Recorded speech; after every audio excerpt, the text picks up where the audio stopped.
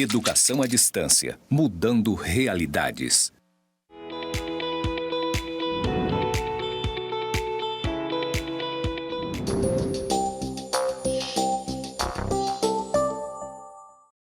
Olá, tudo bom?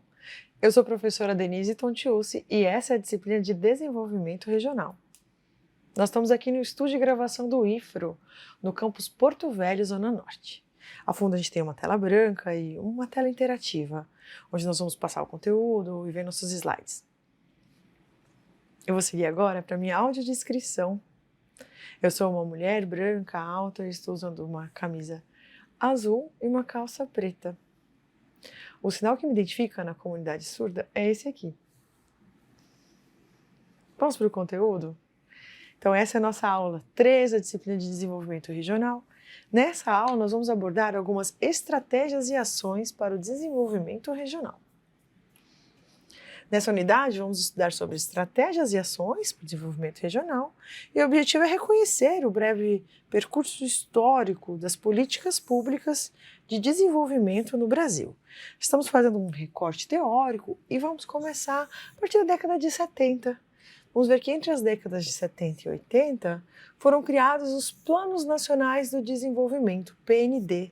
A gente teve o PND 1 e o 2, com gastos expressivos na área de baixo desenvolvimento do Brasil.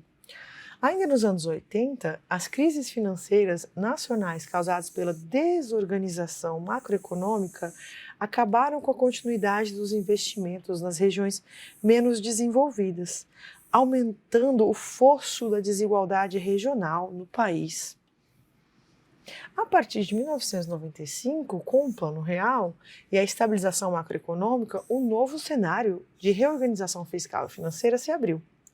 Porém, a respeito dos preceitos neoliberais de austeridade fiscal e redução do papel do Estado na economia, reduziram consideravelmente os investimentos estatais em políticas regionais de desenvolvimento. No início da década dos anos 2000, com o grande crescimento da economia mundial, as perspectivas para a economia brasileira melhoraram. A partir de 2003, uma nova proposta de política pública de desenvolvimento regional foram apresentadas pelo governo federal, focada na superação de alguns fatores, como a dificuldade para a convergência de rendas per capita entre os estados, a recorrente concentração dos recursos das políticas regionais nas grandes áreas metropolitanas das regiões do Norte e Nordeste, sem chegar às periferias, a incapacidade de atender adequadamente às necessidades de desenvolvimento da população do semiárido nordestino e a reconhecida inadequação das propostas de industrialização para as sub-regiões da Amazônia brasileira. Falando então um pouco de políticas públicas de desenvolvimento endógeno no Brasil, vamos entender um pouco. Quando a gente fala de desenvolvimento endógeno, a gente quer dizer aquele gerado pelas próprias atividades dentro da nação, e não, por exemplo, por fatores externos, como o aumento das exportações, né? As mais graves disparidades regionais decorrem de escolhas dos governos centrais, de intervenções a partir de investimentos setoriais com políticas públicas específicas, que na maior parte das vezes desconsideram a gestão territorial e a complexidade do espaço nacional, resultando em um cenário de agudas desigualdades intra- e interregionais. Quando as políticas setoriais ocorrem de forma convergente às regionais, o governo central procura induzir determinadas atividades econômicas em regiões com aptidões necessárias. Por exemplo, recursos naturais, investindo em infraestrutura local, em logística, na capacitação técnica, mão de obra especializada, prestação de serviço, assistência técnica e crédito, financiando para o início das atividades. A partir daí, a iniciativa privada inicia as atividades com o propósito de desenvolver economicamente e socialmente aquela determinada região. Desse modo, as políticas de planejamento regional adquirem relevância uma vez que se constituem em um portfólio de opções setoriais de que no conjunto pretendem romper os ciclos de pobreza e desequilíbrio interespaciais. No Brasil, tivemos como exemplo dessas políticas regionais de crescimento endógeno, investimentos públicos setoriais com as estratégias nos planos de desenvolvimento. A gente vai voltar um pouquinho no tempo, vamos falar dos PNDs. De 1972 a 74, a gente teve o objetivo de expandir o mercado interno e descentralizar a produção, né, que sempre centralizada historicamente na região sudeste, principalmente no estado de São Paulo. Com a criação de polos regionais no sul e no nordeste, do tipo agrícola-industrial e do plano central na Amazônia. Planalto Central e na Amazônia, de natureza agrícola e mineral. Nota-se aí um direcionamento para atividades somente primárias, agropecuária e extrativismo, para a Amazônia, sem foco de criar indústrias para beneficiamento de produtos, que estaria mais agregação de valor, mais geração de emprego e distribuição interna de renda aqui na região. Nos anos de 1975 a 79, ocorreu o segundo PND, Plano Nacional de Desenvolvimento, com a intenção de avançar a industrialização, consagrando a estratégia de polos de desenvolvimento. Inclui a seguinte iniciativa: o Polo Petroquímico do Nordeste, de Camaçari, o Complexo Mineral Petroquímico Regional, no eixo Salvador, Aracaju, Maceió, o Complexo de Fertilizantes do Nordeste, o Complexo Metal Mecânico, o fortalecimento dos polos industriais tradicionais nas demais regiões, destacando-se o projeto do Grande Carajás na região norte. Instituições focadas no desenvolvimento tecnológico, como a Associação Nacional de Entidades Promotoras de Empreendimento de Tecnologia Avançada, a Amprotec, e o SEBRAE passaram a priorizar os distritos industriais, ou o que nós chamamos de arranjo produtivo local, os APLs, como se convencionou chamar os sistemas produtivos aglomerados. Na primeira década dos anos 2000, o Decreto número 6.047, de 2007, instituiu a Política Nacional de Desenvolvimento Regional, o PNDR, com os objetivos de redução das desigualdades de nível de vida entre as regiões brasileiras e a promoção da equidade no acesso à oportunidade de desenvolvimento. As fases 1 e 2 desse Plano Nacional de Desenvolvimento Regional teve a estratégia de definir áreas prioritárias, o semiárido nordestino, e áreas de fronteiras e regiões integradas de desenvolvimento no Centro-Oeste e no Nordeste. E, além disso, trabalhou para a convergência da renda per capita, para a promoção de competitividade produtiva, a agregação de valor, além da diversificação da economia na especialização da produção de commodities agrícolas ou minerais, com o fortalecimento da rede de cidades médias. Além disso, os aportes dos recursos à assistência social, programas como Bolsa Família e benefícios de prestação continuada, no período de 2007 a 2012, aumentaram cerca de 20% nas regiões mais pobres do país, com destaque, regiões Norte e Nordeste. O estudo do IPEA, realizado por seus pesquisadores e referenciado em outros, mostram que nas 3 regiões, Norte, Nordeste e Centro-Oeste, os recursos a partir de 95 foram preferencialmente para o setor agropecuário, esclarecendo a estratégia de desenvolvimento do governo federal para o desenvolvimento dessas regiões.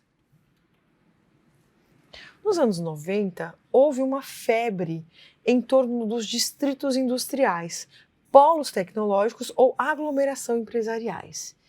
E assim começamos a falar dos arranjos produtivos locais, que são iniciativas inspiradas nas experiências exitosas das grandes potências, como, por exemplo, o Vale do Silício, na Califórnia, nos Estados Unidos, ou ainda o Corredor M4, em Londres, ou ainda Sofia Antípolis, em Valbonne, na França, e ainda os tecnópolis japonesas, como o de Tsukuba.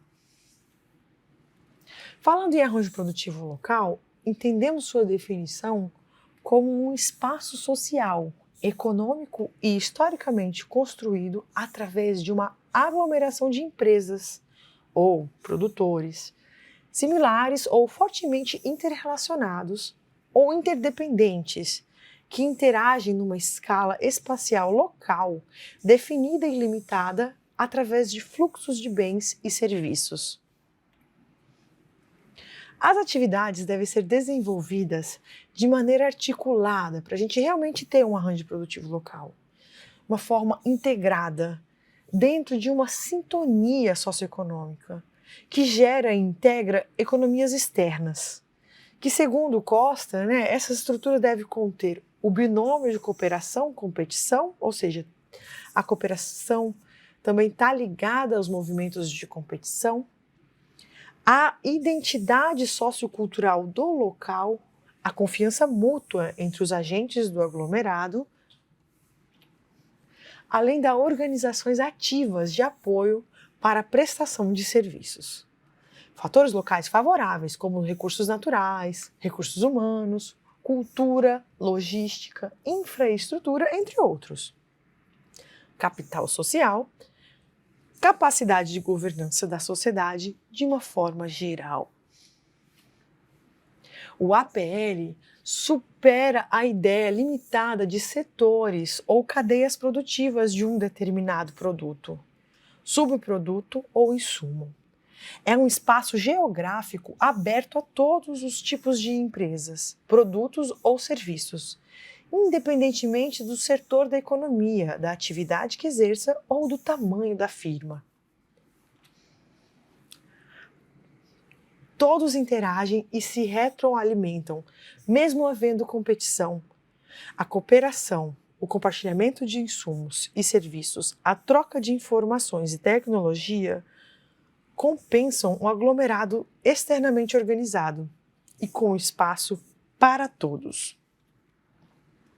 Outro fator fundamental é o compartilhamento de mão de obra, insumos, matérias-primas, máquinas, equipamentos, serviços especializados de logística, de assistência técnica, entre outros. Dessa forma, os custos de transação reduziram muito, gerando eficiência, diferenciação, qualidade, competitividade e lucratividade, que jamais alcançariam sozinhos, isolados.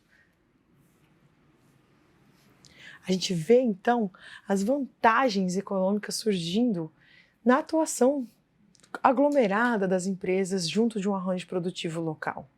Esses arranjos produtivos existem dentro de uma realidade que faz sentido economicamente, às vezes mesmo previamente ao incentivo do governo. No entanto, muitas vezes parte do incentivo governamental para fornecimento de condições mais favoráveis ou ainda a redução dos gargalos estruturais que impede o florescimento dos arranjos produtivos locais. Às vezes os gargalos são de natureza técnica, por exemplo, falta de mão de obra específica para trabalhar nessa atividade econômica. Ou às vezes a gente tem um gargalo ainda de logística, falta de rede de transporte para o escoamento da produção. Muitas vezes cabe um estudo de políticas públicas adequadas para melhorar, então, a qualidade desse ambiente de negócios para a formação de bons arranjos produtivos locais. Parte, então, agora como uma boa política pública contemporânea, o estudo, identificação de quais são os arranjos produtivos das diferentes regiões do Brasil. É o tipo de política que tem acontecido, vários estudos estão surgindo nessa área, a gente vai se aprofundar um pouquinho mais sobre isso nas próximas unidades. Por enquanto, nós ficamos por aqui e até breve!